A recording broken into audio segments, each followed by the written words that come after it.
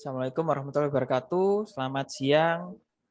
Kita kembali lagi dalam acara rutin mingguan, yaitu tanya apa saja atau tas persembahan dari Departemen Obstetri dan Ginekologi Fakultas Kedokteran Universitas Airlangga bekerja sama dengan POGI dan IDI Surabaya. Jadi minggu ini sebenarnya merupakan minggu yang menarik karena dengan tema yang menarik yaitu Human Imperforata. Insya Allah banyak sekali ditemui meskipun kasusnya jarang, tapi insya Allah masing-masing mungkin SPW sudah banyak yang pernah bertemu dan biasanya datangnya kasusnya bisa langsung dengan SPOG atau uroginekologi, tapi kadang juga seringkali datangnya ke bagian fertilitas karena haidnya yang amenorrhea primer. Jadi nanti kita evaluasi. Sebelumnya seperti biasa kami persilahkan kepada Ketua Departemen Obgyn FK UNER, kepada Dr. Brahmana untuk bisa membuka acara. Terima kasih.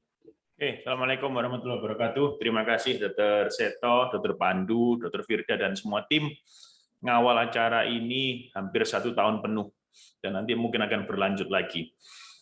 Terima kasih kepada Dr. Gatot, kemudian pada Dr. Tri, dan pada moderator hari ini Dr. Seto sendiri ya. Nah, topik pada hari ini itu penting, Hymen imperforata itu. Nanti ditanyakan saja kepada para ahlinya. Kapan harus di-repair, kemudian harus diapakan. Satu hal mungkin untuk mancing pertanyaan nanti. 1-2 kali kita dikonsulin durante op gitu ya, minta didampingi lah tepatnya oleh onkologi, operasi dengan CT scan-nya menunjukkan kista ovarium besar begitu ya. Ternyata durante op-nya itu hematokolpos ya. Jadi hematokolpos sampai ke atas. Nah, kondisi seperti demikian itu tindakannya apa itu? Apa kita langsung buka himennya atau dibuat himenoplasti dan lain-lain? Nanti ditanyakan, bisa ditanyakan, hanya untuk mancing pertanyaan saja. Jadi selamat datang untuk partisipan di acara TAS ini. Saya apresiasi untuk selalu ikut dalam acara TAS setiap minggu. Saya tidak panjang lebar, saya mohon maaf bila ada kekurangan, mohon saran bila perlu perbaikan. Semoga lancar. Wassalamualaikum warahmatullahi wabarakatuh. Waalaikumsalam warahmatullahi wabarakatuh. Terima kasih kepada Dr. Brahmana sudah membuka acara. Jadi pada minggu ini kita akan membahas topiknya mengenai Himar imperforata. Jadi setelah hadir di tengah-tengah kita, mohon maaf untuk saat ini memang Dr. Gatot dari uroginekologi, Dr. Gatot Hardianto yang akan membawakan atau menjawab pertanyaan-pertanyaan yang masuk kepada para peserta. Seperti biasa, silakan mengajukan pertanyaan di kolom Q&A atau pada kolom chat, atau akan bagus lagi kalau misalnya raise hand untuk bisa bertanya atau berdiskusi langsung dengan narasumber. Sebelumnya saya sapa dulu Dr. Gatot. Assalamualaikum Dok, apakah sudah bergabung?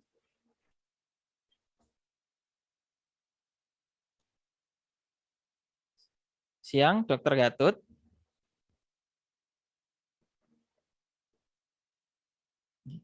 Mungkin dari panitia, Dr. Firda bisa menghubungi beliau mungkin untuk mengkonfirmasi bahwa acaranya sudah mulai.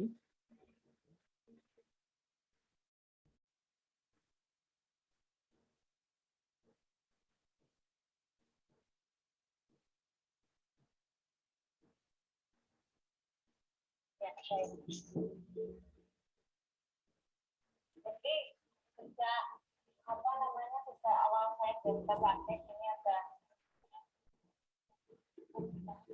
Ya. Assalamualaikum Dr. Gatot.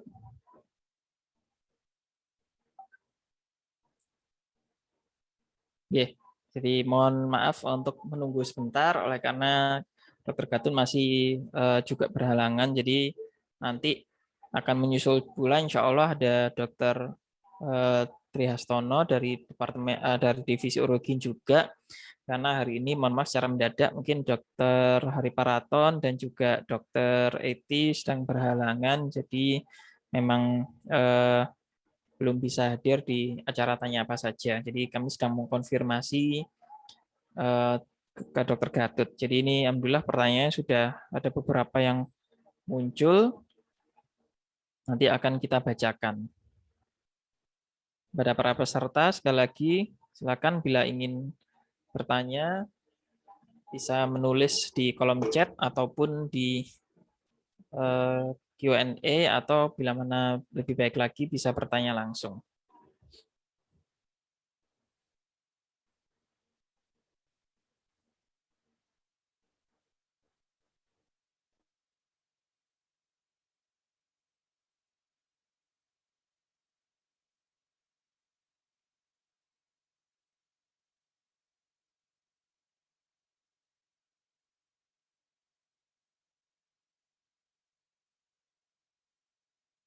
Alhamdulillah, selamat pagi Dokter Gatot, pagi menuju siang. Jadi terima kasih setelah hadir di tengah-tengah kita. Jadi hari ini mungkin mohon izin saya sebagai moderator karena nanti menggantikan Dokter Hari Paraton yang juga berhalangan. Jadi mungkin untuk pertanyaan awal, kita mungkin sebelum masuk ke sesi pertanyaan, kira-kira Dokter Gatot apakah bisa menjelaskan secara umum bagaimana kejadian atau karakteristik atau kekhasan dari Himan imperforata ini yang ditangani oleh tim uroginekologi rekonstruksi di RSUD Dr. Sutomo. Jadi mungkin sekilas pandang mengenai Himan imperforata. Silakan Dr. Gatot. Baik, baik. Terima kasih Dr. Seto selaku moderator. Mohon maaf baru bisa bergabung memang karena satu dan lain hal. Selamat pagi. Assalamualaikum warahmatullahi wabarakatuh. Salam sejahtera, sehat selalu buat semuanya. Baik, sebagai gambaran awal tentang topik Himen imperforata ini, jadi sebenarnya kasus Himen imperforata ini sebenarnya kasus yang cukup lazim dihadapi oleh sejawat obgyn ya, bukan hanya urogin, tetapi sejawat obgyn sering mengalami mendapatkan kasus seperti ini. Hanya saja memang kasus ini kemudian karena diferensial diagnosenya mirip dengan kasus-kasus yang lain, memang sehingga dalam penata laksanaannya seringnya membingungkan karena ternyata setelah dilakukan tindakan ternyata tidak menemukan seperti apa yang diharapkan. Ya, salah satunya adalah yang paling sederhana adalah kasus septum vagina transversal dan bahkan sampai sering kita hadapi adalah agenesis vagina. Apakah itu disertai dengan hematokolpos maupun tanpa hematokolpos misalnya begitu ya. Itu yang sering. Nah, kejadiannya karena lazim sebenarnya cukup sering kita temui walaupun tidak sering sekali ya. Tidak sering sekali, tapi suatu ketika kita menemui sesuatu itu. Kemudian bisa ditemui kasusnya itu sebenarnya pada saat anak kecil gitu ya, anak kecil sampai dewasa itu bisa dewasa. Tetapi biasanya yang paling sering muncul menjadi keluhan adalah pada saat dia sudah mulai menas, sudah mulai menghasilkan darah haid, di mana dia ada mengalami gangguan haid, tidak muncul haidnya, baru kita tahu bahwa itu ada suatu penghalang untuk terjadinya drainase darah haid. Dan salah satu penyebab terhalangnya itu karena adanya himen imperforata. Mungkin itu sebagai ilustrasi Dr. Seto, mudah-mudahan nanti dari pertanyaan-pertanyaan yang ada kita bisa menyimpulkan sesuatu yang lebih sesuai dengan harapan teman sejawat sekalian. Ya, terima kasih Dr. Seto. Oke, terima kasih Dok. Jadi itu tadi sekilas pandang mengenai Himen imperforata dan ini saat ini nanti kita sudah mulai menginjak pada pertanyaan. Jadi ini ada pertanyaan pertama dari Dr. Haria, yaitu mohon izin bertanya. Jadi sekitar bulan November lalu atau Desember itu beliau pernah merujuk pasien usia 25 tahun dengan Himen imperforata. Jadi pada inspeksinya introitosnya buntu. Jadi dari uterus tapi mungkin belum ada hematokolpos. Jadi belum ada hematometra, maaf. Jadi uterusnya masih berukuran kecil, terus dari awal juga tidak ada menstruasi sehingga didiagnosis saat itu amenorrhea primer. Tannernya juga tampak payudara. Jadi ada donor 5 saat itu dikirim ke divisi fertilitas dan endokrin. Jadi mungkin dari kami sendiri yang menerima.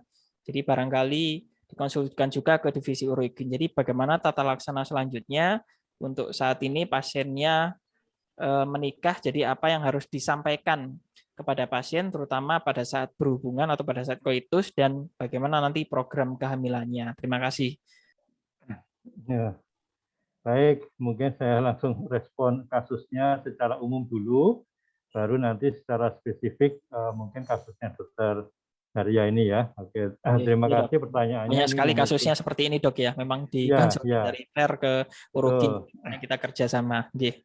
Bagaimana secara umum? Baik, jadi memang diagnosa awal biasanya ketemunya adalah suatu amenorrhea primer, biasanya begitu.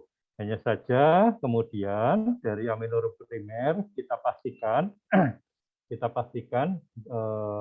pemeriksaan fisiknya.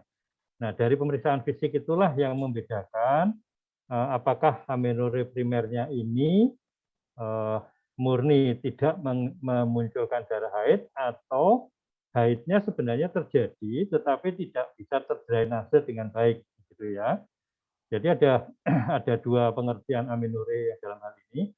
Tidak menghasilkan darah haid, jadi memang tidak haid, tidak memproduksi darah haid karena satu dan lain hal, salah satu diantaranya karena tidak berkembangnya uterus, gitu ya, atau uterusnya berkembang tetapi faktor hormonalnya tidak menyebabkan terproduksinya darah haid, itu juga menyebabkan amenorrhea. Tetapi kalau yang di hymen imperforata, ini sebenarnya produksi darah haidnya ada, terbentuk, jadi uterusnya jelas fungsional, secara berfungsi menghasilkan darah haid, hanya saja faktor drainasenya, jadi pengeluaran darah haidnya yang terhalang. Terhalangnya karena suatu sekat, septum itu begitu, yang ekstrimnya kita saat ini diskusikan adalah hymen imperforata. Terkait dengan yang disampaikan, masuk ke yang disampaikan Dr. Haria tadi, amenorrhea primer, nah amenorrhea primer yang dimaksud di sini mungkin lebih ke tidak memunculkan darah haid, gitu ya. Kalau tidak memunculkan darah haid, ini kita belum bisa memastikan bahwa ini hymen imperforata.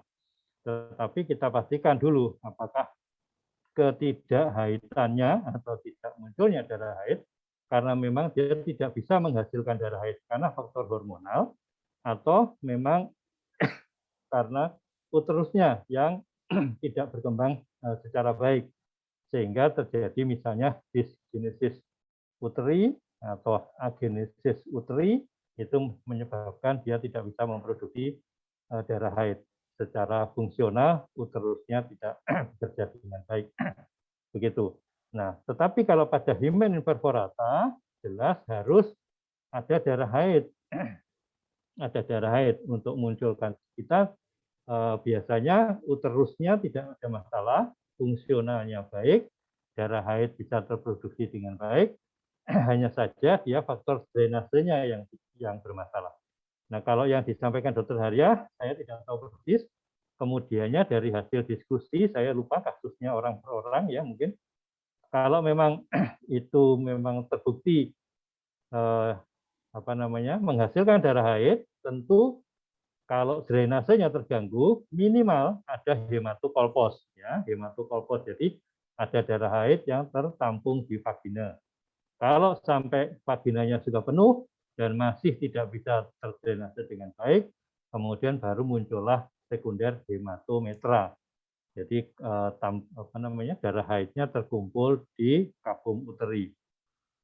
Kalau ada dua-duanya berarti menunjukkan bahwa dia akumulasi darah haidnya sudah cukup lama dan sudah cukup banyak sehingga tidak cukup tertampung di vagina saja, tetapi dia juga tertampung di cavum uteri. Bahkan saking ekstrimnya kadang-kadang terjadi sampai terkumpul di tuba, di mana terjadi hematosalping, gitu ya. Dan ini salah satu risiko yang sangat logis apabila bisa suatu ketika terjadi fokus-fokus endometriosis kemudiannya, karena dia teori reflux berjalan atau terjadi pada situasi seperti ini. Sehingga semacam kasus Himen imperforata ini semacam kasus yang sifatnya urgent. Karena kalau tidak, dia menyebabkan keluhan nyeri misalnya, dan mempunyai risiko reflux, dan mempunyai risiko terjadinya endometriosis, bahkan sampai gangguan pada proses reproduksi atau fertilitas di kelak kemudian harinya. Nah, mungkin itu Dr. Seto yang bisa saya komentari dari kasusnya Dr. Haria. Oke, terima kasih Dr. Gatot. Ini alhamdulillah Dr. Tri juga sudah hadir di tengah-tengah kita. Selamat siang Dr. Tri. Mungkin Dr. Tri mungkin nggak menjawab secara utuh pertanyaan dari Dr. Haria ini, tapi kira-kira biasanya kan mungkin Dr. Tri yang mengumpulkan kasusnya ya. Jadi biasanya kalau kita Fairboard atau misalnya kita case conference bareng, jadi secara umum mungkin bisa menambahkan kira-kira langkah-langkah yang dilakukan ketika mungkin biasanya itu tadi bisa masuknya langsung ke urogen, tapi seringkali juga dari fertilitas karena dengan seperti ini, jadi kasusnya amenorrhea primer. Jadi biasanya evaluasinya secara umum mungkin ada tambahan, Dr. Tri, kalau yang dikonsulkan dengan amenorrhea primer dari divisi fertilitas. Iya, terima kasih Dr. Seto. Mohon maaf terlambat. Ya, terdengar jelas ya suara saya ya? Ya, jelas dok. Ya, jelas. Baik. Ya, Assalamualaikum warahmatullahi wabarakatuh. Selamat pagi. Selamat pagi Dr. Gatot. Ya, mohon izin dok. Ini menambahkan, mungkin kalau evaluasi tentang amenorrhea primer ya dok ya, mungkin kita yang utama harus menentukan kelainan anatomi atau mungkin hormon ya dok ya. Kemudian yang kedua, apakah ada gangguan obstruksi. Nah, kalau jelas memang obstruksi, artinya ada kelainan dari anatomi. Nah, jika dari kelainan anatomi, itu kemungkinan lebih banyak ke urogen ya, terutama kalau anatomi dari vagina. Ya, mulai dari serviks sampai vagina hingga himen. Nah, itu biasanya rekonstruksinya dari uroginekologi. Mungkin seperti itu Dokter Seto tambahannya Dokter Seto. Ya. Jadi mungkin anatominya harus kita perjelas dulu. Kalau memang benar-benar anatomi dan terlihat jelas dari bawah ya ada gangguan obstruksi, nah itu kemungkinan dari kita untuk rekonstruksinya. Ya, mungkin itu Dokter Seto. Oke, terima kasih Dokter Tri. Jadi itu tadi biasanya penanganan secara umum yang mungkin dilakukan di Dokter Sutomo bila mendapatkan rujukan baik itu dari uroginekologi maupun awalnya masuknya dari divisi fertilitas endokrin. Jadi tetap biasanya kita diskusikan bersama ya. Jadi biasanya untuk yang terbaik pada kasus ini karena itu saya seringkali bicara kadang biasanya dari fertilitas sendiri juga pintu masuk dan pintu keluarnya. Maksudnya sama bisa masuk fer dan urogen ya Dokter Seto ya. Iya. Maksudnya pintu masuk itu pintu masuk rujukannya karena amenorrhea primernya. Jadi biasanya dirujukan ke kami tapi setelah dari evaluasi mungkin MRI atau yang lain ternyata karena himen imperforata jadi kita konsulkan ke urogen, tapi juga pintu keluarnya alias komplikasinya. Jadi pintu keluar jadi seringkali akhirnya ujung-ujungnya jadi hematosalving, kemudian endometrioma atau kista coklat karena ya obstruksinya sudah menahun. Jadi tetap sama-sama kenanya. Jadi biasanya kita juga kerjasama. Terima kasih Dr. Tri, Dr. Gatot. Jadi saya pertanyaan berikutnya nih dari Dr. Joko Pratomo.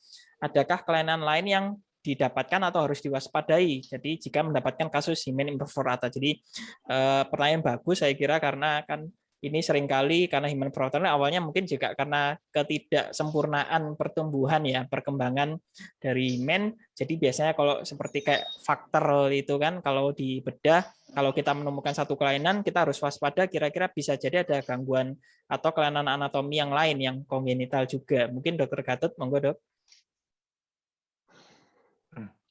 Baik, Dr. Seto. Jadi terima kasih atas pertanyaannya. Oke, pertanyaan sangat baik.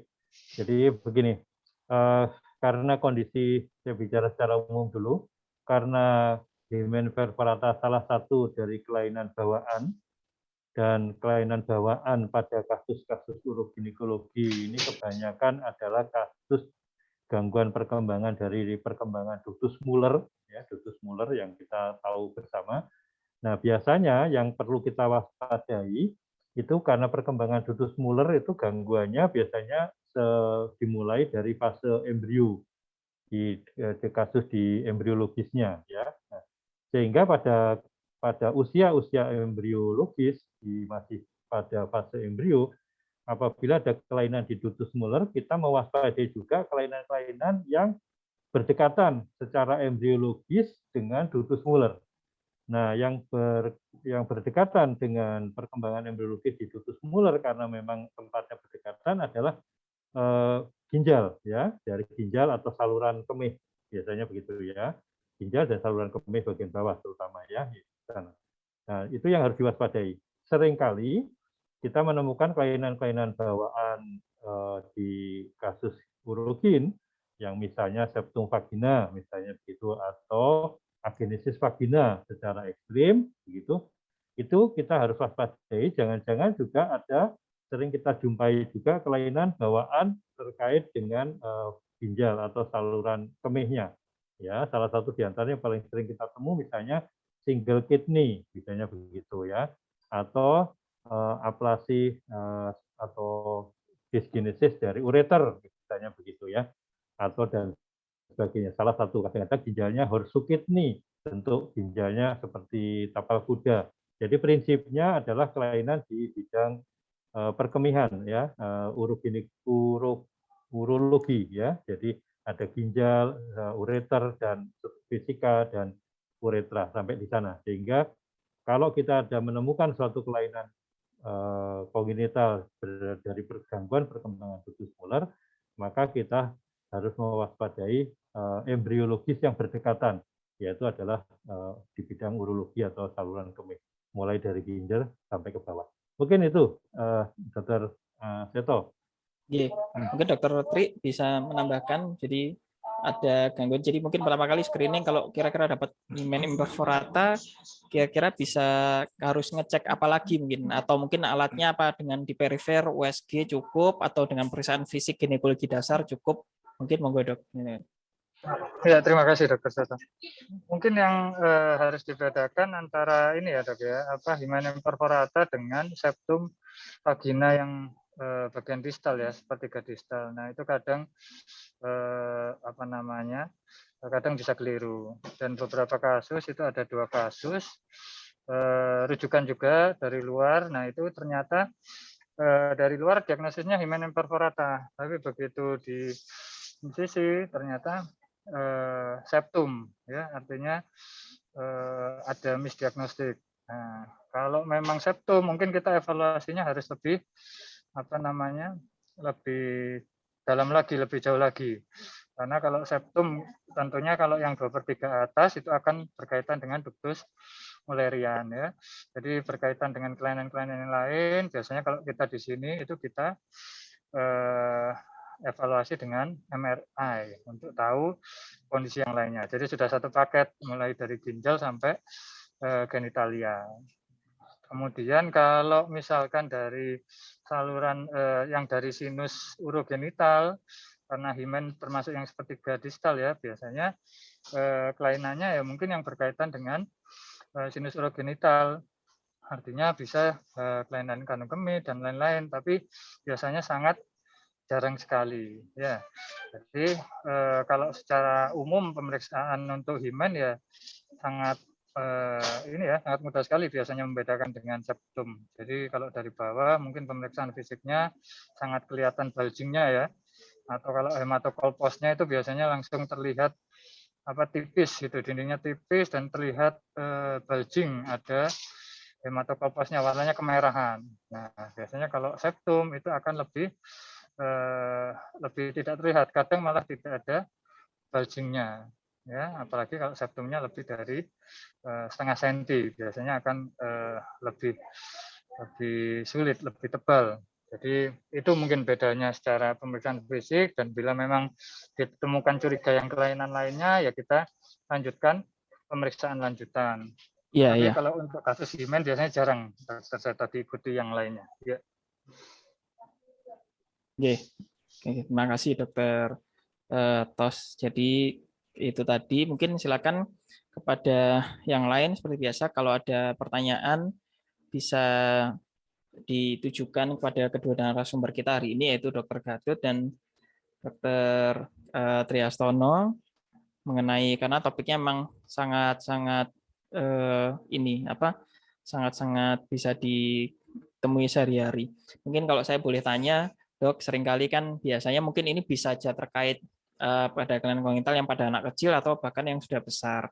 Nah, itu kalau setahu saya mungkin yang seringkali kita dapat rujukan juga biasanya riwayat ini. Jadi riwayat dulu dilakukan cross incision karena himen imperforata. Nah, itu tapi seringkali datang kita juga anehnya juga ya sudah istilahnya sudah hematometra atau hematokolpos. Jadi sepertinya menutup lagi. Kalau misalnya tidak ada kedaruratan atau mungkin memang datang sudah kedaruratan, artinya lokasinya di pedalaman, kira-kira kalau misalnya tindakan yang kira-kira untuk mengurangi atau meminimalisir misalnya tertutupnya kembali himen imperforata itu, atau yang harus dilakukan follow up-nya bagaimana, itu kalau kasus-kasus penata laksanaan yang sederhana di daerah mungkin seperti apa?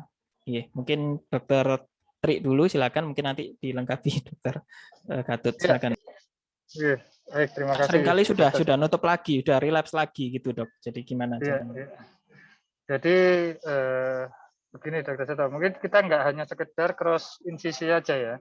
Jadi harus ada yang kita buang jaringan dari himennya. Jadi namanya apa ya? Kita trimming gitu ya istilahnya.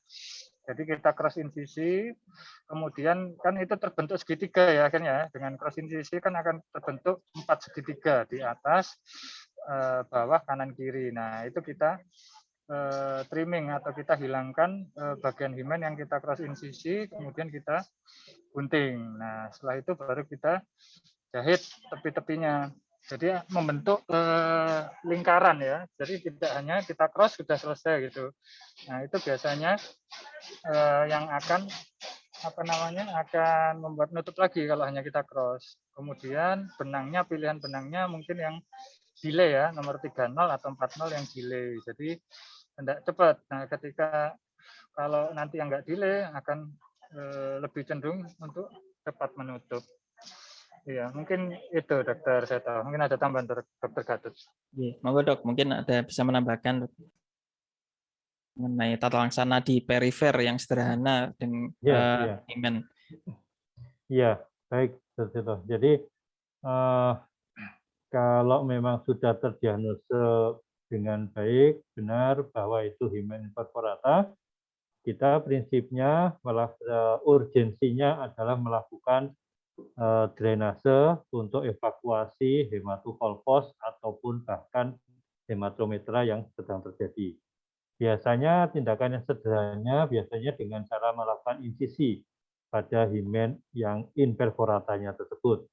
Nah, biasanya patokan insisinya bermula dari, kalau tadi disampaikan Dr. Tri, pada daerah bulging-nya dan yang dinding yang paling tipis, ya, yang diperkirakan dinding paling tipis yang biasanya memunculkan gambaran klinis bulging yang paling dominan, gitu ya, itu yang kita lakukan insisi.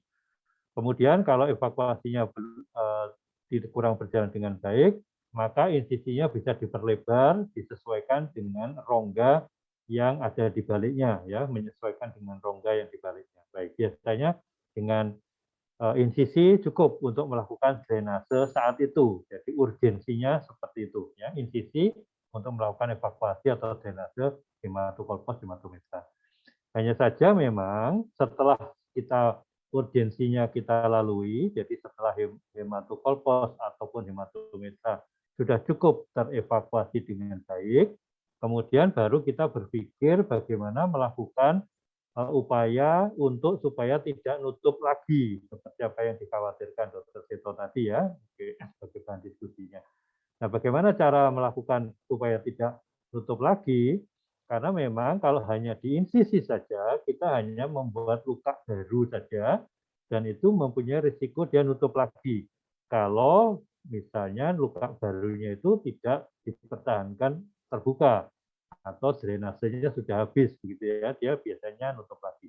Nah, untuk mempertahankan supaya tidak gampang nutup lagi, biasanya kita akan melakukan bukan hanya insisi tetapi kita eksisi ya. Jadi eksisi itu membuang sebagian dari himennya itu supaya dia membentuk suatu rongga, membentuk suatu lubang yang memang berjarak antara tepi luka satu dengan tepi luka yang lain. Itu yang pertama. Kemudian dilanjutkan dengan bagaimana mempertahankan supaya tepi luka yang satu dengan tepi luka yang lain apabila ketemu, karena biasanya kalau pada saat dia proses alaminya ya setelah tidak posisi ditutupi pasti dia akan ketemu karena posisinya dia nutup ya.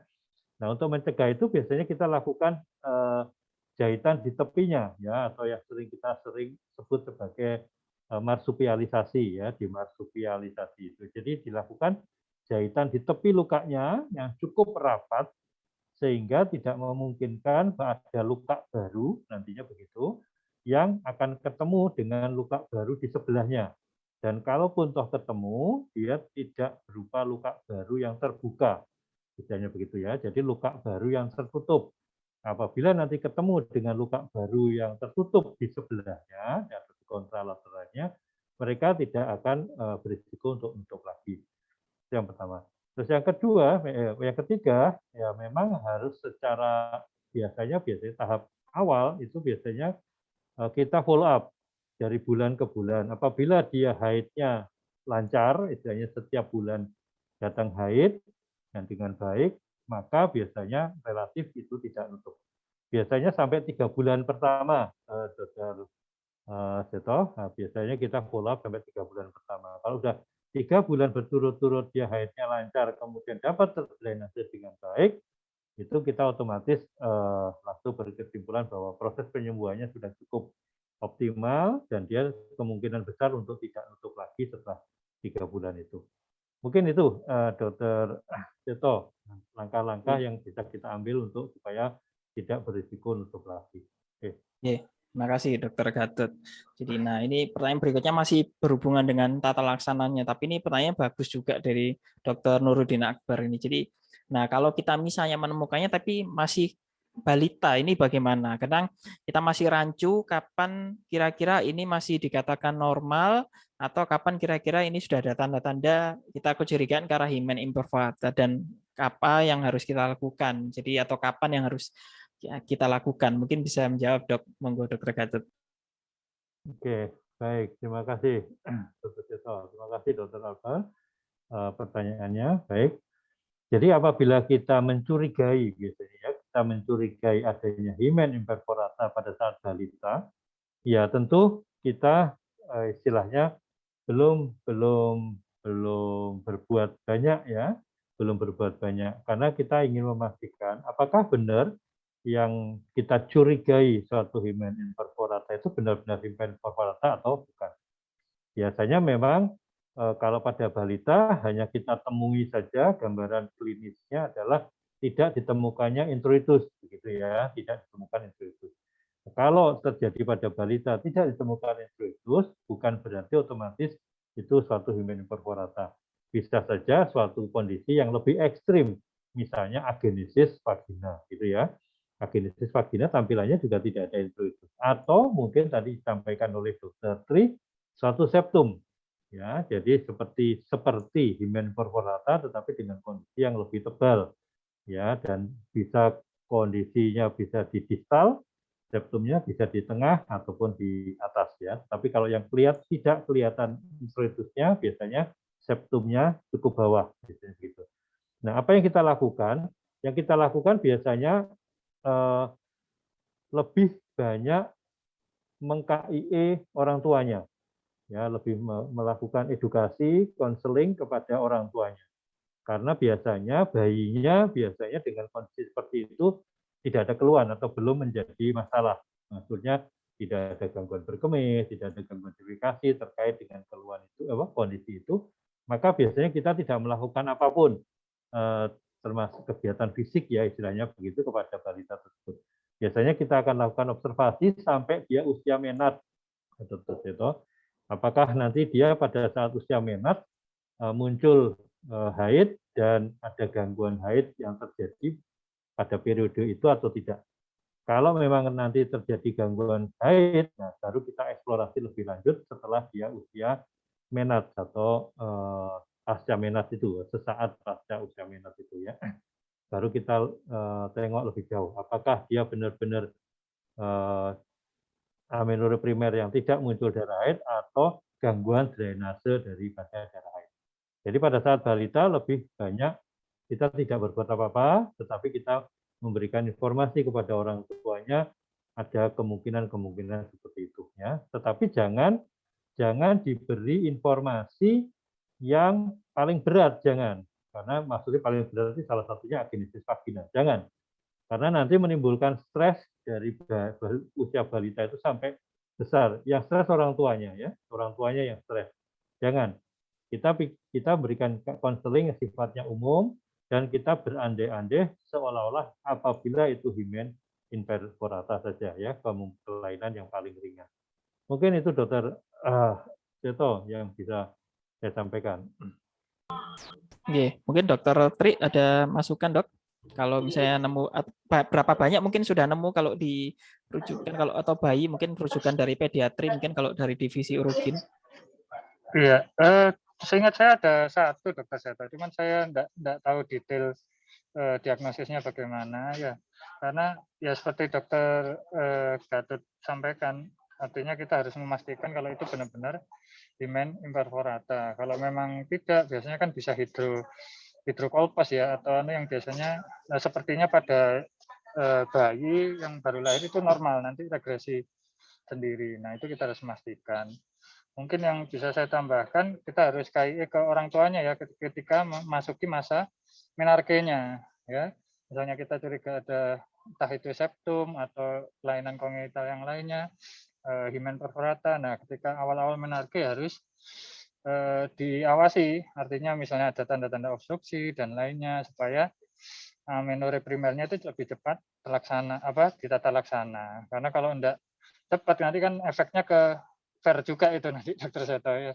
Artinya harus di KIE supaya ibunya juga tahu tanda-tandanya pada waktu menarke dan permasalahan yang lainnya, supaya nanti bisa langsung konsultasi. Mungkin seperti itu Dokter Seto. Ya, terima kasih.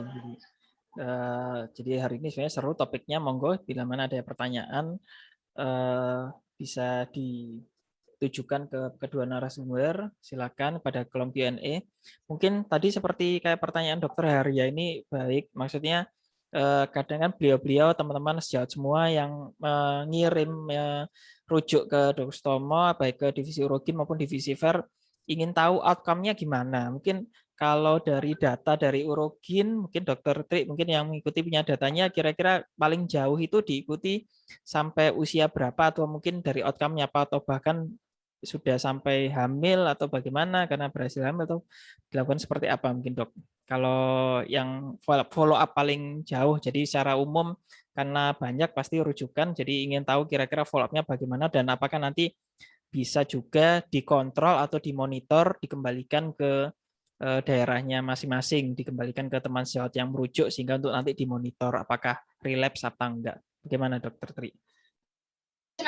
Ya, saya rasa kalau dari kasus memang sangat jarang sekali ya Dokter Seto ya. Mungkin kalau himen ya mungkin sejawat SPOG yang di daerah itu sudah bisa mendiagnosis dan melakukan tata laksana.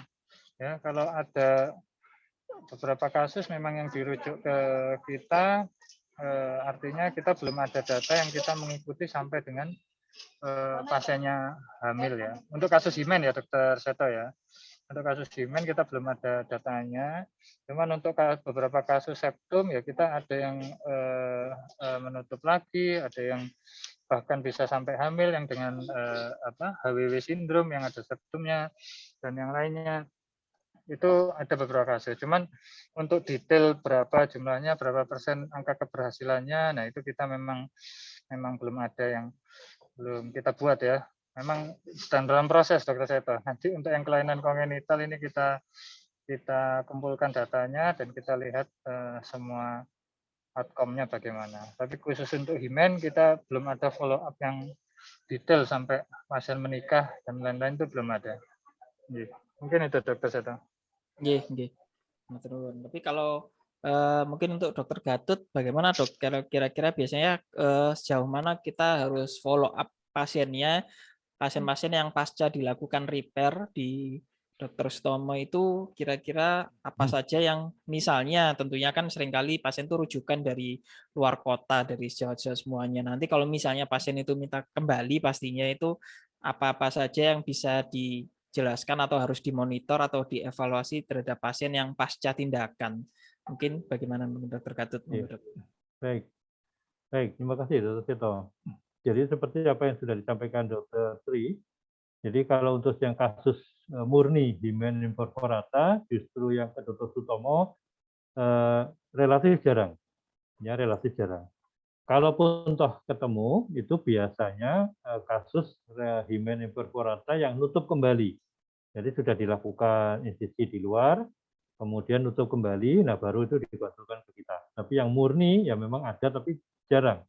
Yang sering kita temui atau yang sering kita hadapi justru kasus-kasus yang lebih berat dari sekedar himen imperforata, yaitu septum vagina dalam hal ini transversal maupun ada juga yang longitudinal.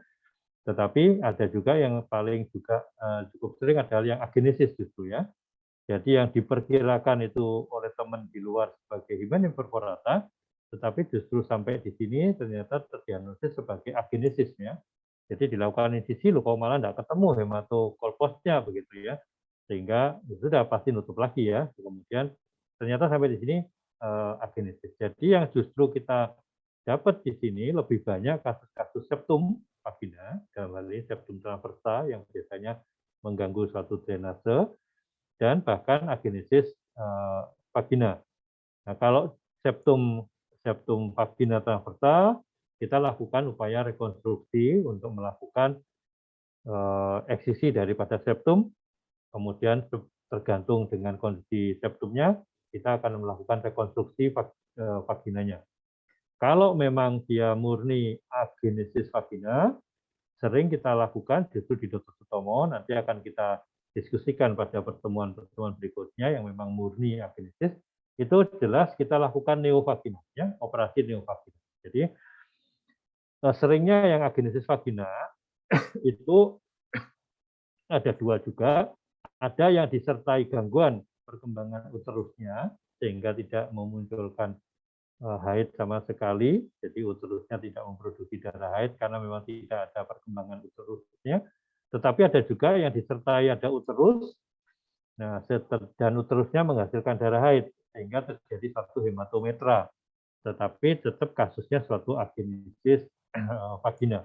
Nah, dua hal ini ya ada tentu sama-sama kita akan melakukan namanya suatu neovagina ya, membentuk vagina baru istilahnya begitu. Kita buatkan vagina baru. Kalau yang ada uterusnya, kita akan berusaha melakukan neovagina, pembuatan vagina baru. Kita sambungkan dengan uterus yang sudah ada dan berfungsi. Tapi kalau memang tidak ada uterusnya, kita hanya murni akan membuatkan vaginanya saja. Nah, tentu dua hal ini berbeda dari kacamata reproduksinya. Kalau yang agenesis vagina saja, kita tanpa ada perkembangan uterusnya, tentu kita lebih mengutamakan fungsi seksual. Fungsi reproduksinya, fungsi hamilnya, kita biasanya tidak bisa berbuat banyak. Jadi kita mengoptimalkan fungsi seksual. Tetapi kalau memang ada uterusnya dan uterusnya fungsional, cukup fungsional, barulah kita melakukan upaya dengan dua aspek tadi. Yang satu adalah fungsi seksual, yang satu kita masih berharap untuk fungsi reproduksinya, untuk fungsi hamilnya. Jadi fungsi seksual sekaligus fungsi hamil. Rasanya sih begitu, Dokter Seto. Kalau memang murni himen imperforata saja dan sudah dapat kita lakukan upaya evakuasi hematokolpos maupun hematometranya. Kemudian kita juga melakukan upaya untuk supaya tidak nyambung lagi, dan kita biasanya follow up 3 periode haid berikutnya. Kalau 3 periode haid berikutnya kemudian dapat terdrainase dengan baik, kita berharap setelahnya itu bisa terdrainase cukup baik berikutnya. Ya, jadi biasanya cukup 3 bulan pasca kita lakukan tindakan. Setelah tindakan kita sudah mencakup tindakan untuk mengantisipasi supaya tidak tutup lagi tadi, biasanya insya Allah cukup. Mungkin itu Dr. Seto yang bisa saya sampaikan, follow up untuk teman-teman yang di daerah. Ya, terima kasih karena menurut saya penting sekali karena tentunya dengan follow up 3 bulan, 1 bulan ya agak sulit kalau misalnya pasien harus kembali lagi tapi ada bisa yang kita lakukan dan akhirnya juga dari sejawat semuanya juga senang karena tahu kira-kira kelanjutan dari kasus yang dirujuk dan pasiennya juga akan lebih mudah karena tidak perlu jauh-jauh ke Surabaya mungkin gitu. Nah ini monggo kita persilakan lagi kepada para sejawat bila ingin bertanya atau mungkin ada yang ingin bertanya secara langsung mengenai topik Hymen imperforata ini.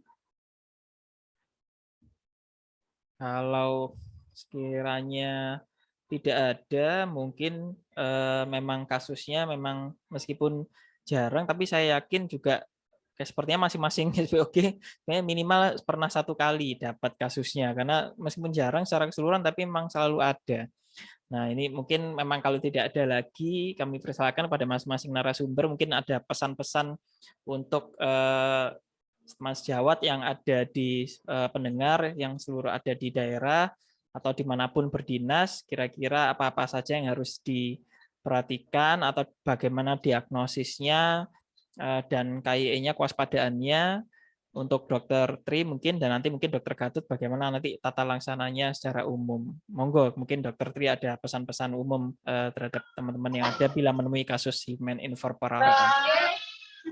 Ya, saya rasa sudah ini ya, mungkin topiknya memang sudah bisa semua ya Dokter Seto, artinya Hymen imperforata untuk kasus SPOG umum ya sudah cukup umum dan tata laksananya juga tidak terlalu tidak terlalu rumit ya, hanya dengan eksisi, marsupialisasi dan drainase itu harusnya sudah baik.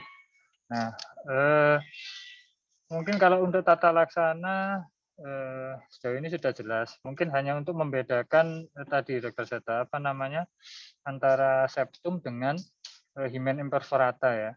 Nah itu memang harus artinya memang harus diperiksa dengan baik, dibedakan antara Hymen imperforata atau septum yang di bagian distal vagina. Nah ketika kita melihat tadi yang Hymen itu pasti tipis ya, artinya ada bulging dan tampak ada hematokolposnya itu seperti transparan di balik Hymen. Nah itu ya itu kemungkinan besar pasti akan Hymen imperforata ya. Mungkin kuncinya di situ. Sedangkan bila memang ada bulging tapi tidak tampak tipis dan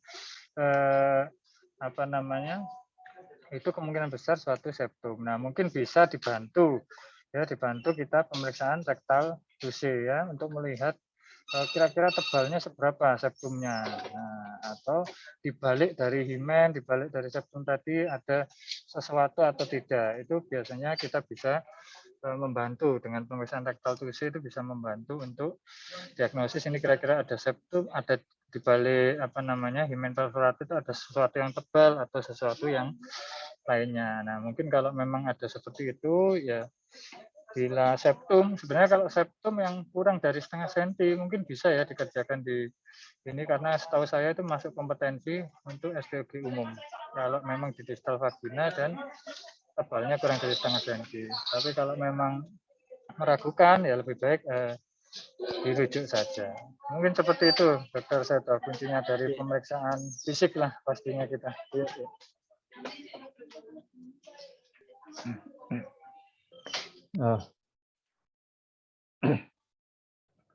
Ya. Masih mute sepertinya Dokter Seto. Iya, maaf.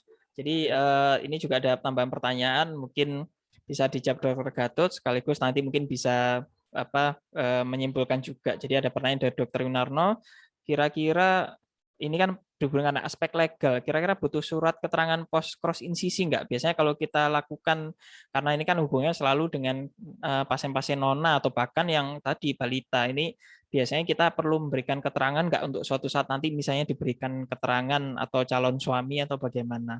Sekaligus nanti monggo nanti Dokter Katut sekaligus menyimpulkan. Silakan Dok. Ya, baik. Ya,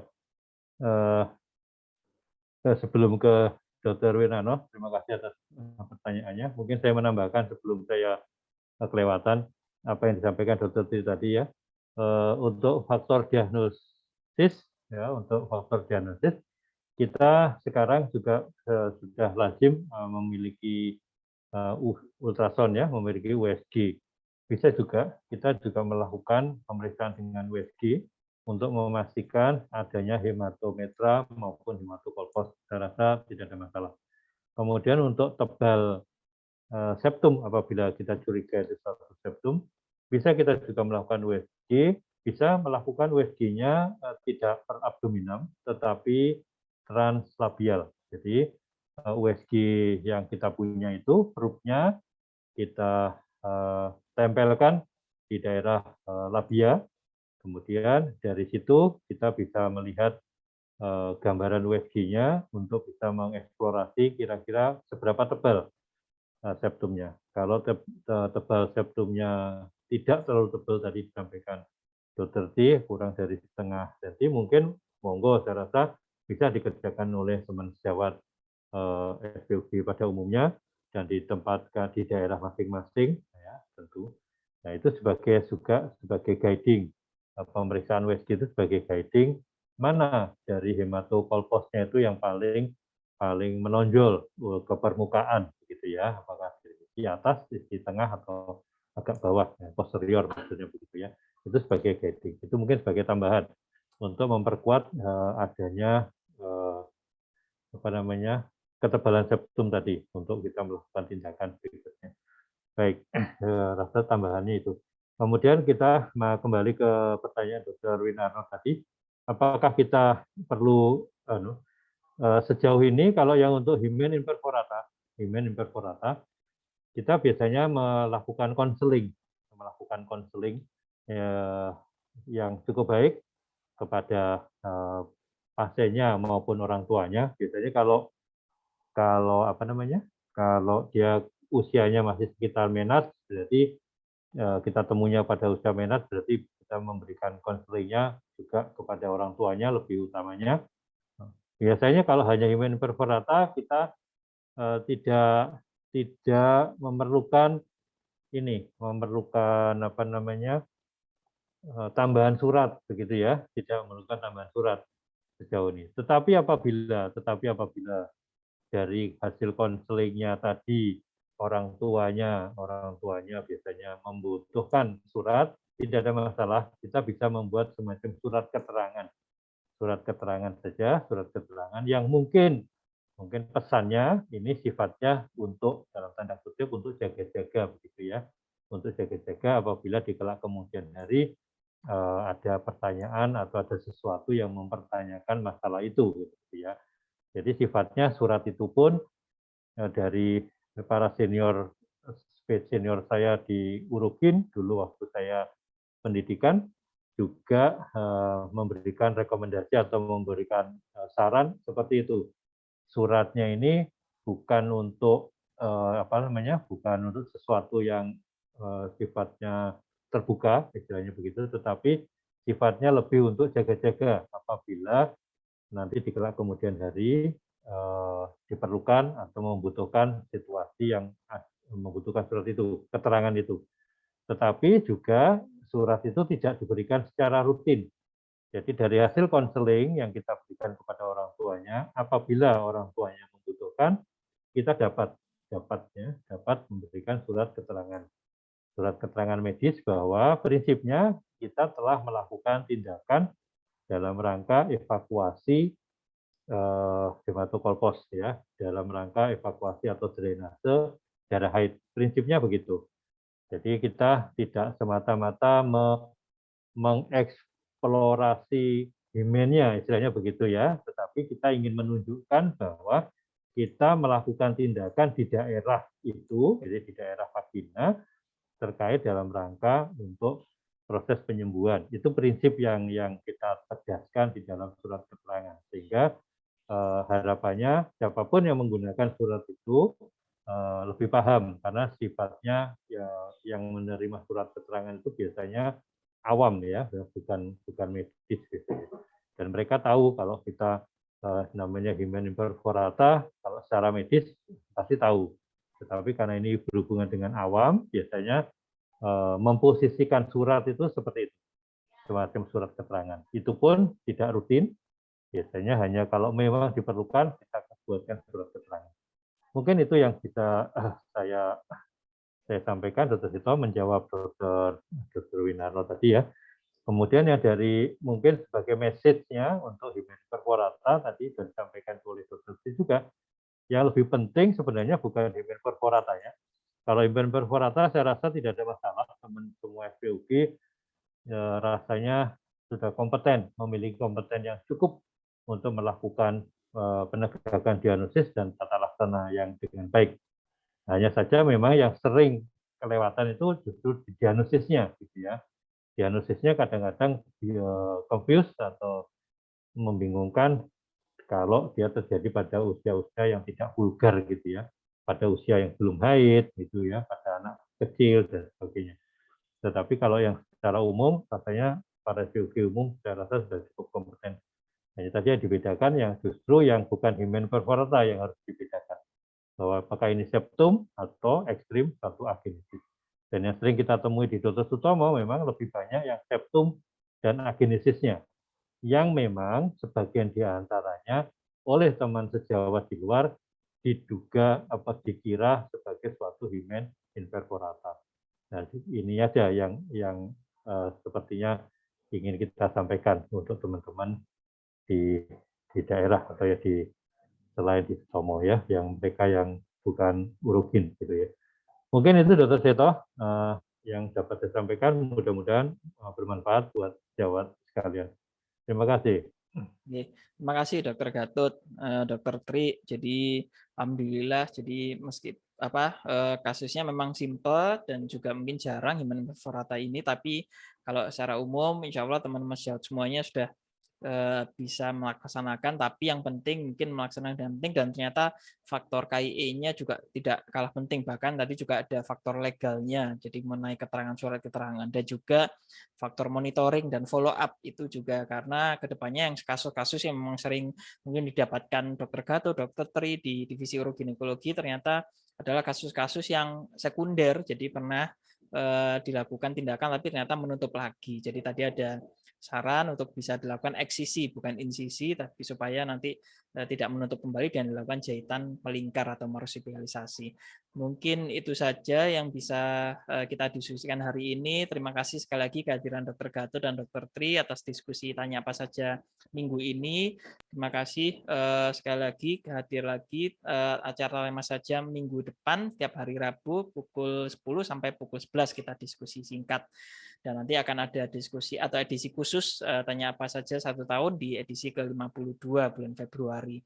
Terima kasih sekali lagi, kami tutup. Wassalamualaikum warahmatullahi wabarakatuh. Terima kasih Dr. Tri. Terima kasih.